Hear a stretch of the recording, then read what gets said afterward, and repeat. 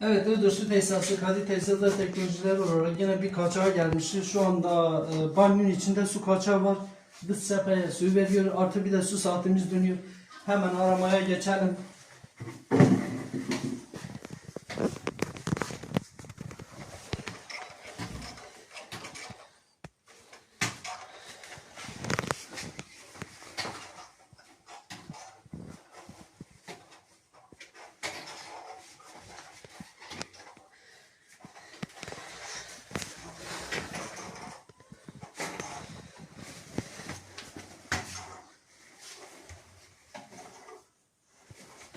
Evet, buradan sesi yavaş yavaş alıyoruz.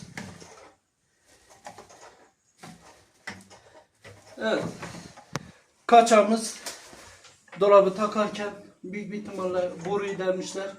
Bu lavabo sökülecek. Kaçağımız burada olacak Allah'ın izniyle. Tekrardan sizinle paylaşacağız.